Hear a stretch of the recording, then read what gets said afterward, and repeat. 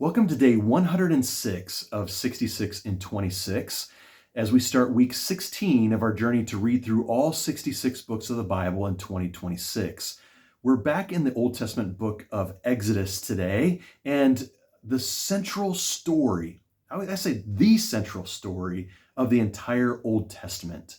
This is a story of God rescuing his people from slavery in Egypt. We've seen over the previous chapters leading up to this how a new Pharaoh rose to power that did not know Joseph and his family. And so generations after Joseph, the Pharaoh enslaves the people of Israel. And God hears their cries for help and brings Moses to rescue them from Pharaoh.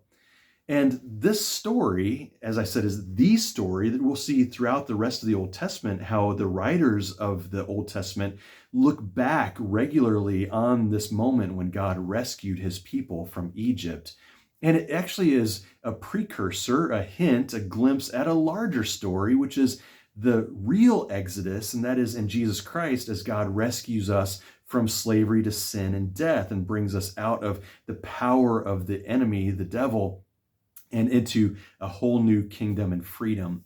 And so this story and the chapters that we're reading today are not just central to the Old Testament, but to the entire Bible. So very important for us. Now, last week we saw of the 10 plagues that God brings upon the people of Egypt. We saw 4 of those plagues in our reading last week, and now we see the final 6 of those.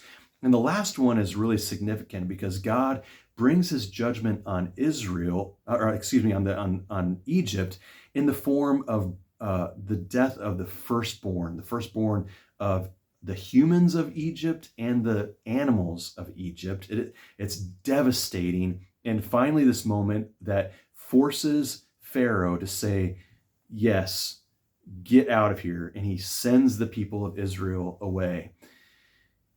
In the midst of that final plague is a moment that God instructs the people that will be a lasting celebration, a lasting ordinance for them for generations to come, all the way up to the time of Jesus, and that is known as the Passover, when the angel of death, the angel of vengeance, or the angel of judgment will come through all of Egypt and will spare those who have given their sacrifice. And so God gives instruction that the Israelites are to take a lamb, and a perfect lamb, a spotless lamb, and sacrifice, and the blood is to be painted on the doorposts and on the top lintel of the door of their homes, so that as the angel of death comes through, the angel sees the blood and the sacrifice has already been given, and that household is spared.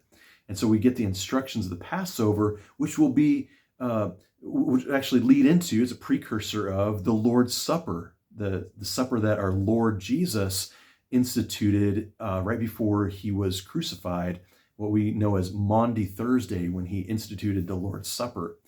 And then we get the story of the Exodus itself, when the people of Israel take up their possessions, they take up their livestock and all that they have accumulated in Egypt, and they leave. And there's an interesting note here that it wasn't just the Israelites who left, but many in Egypt also came along with them.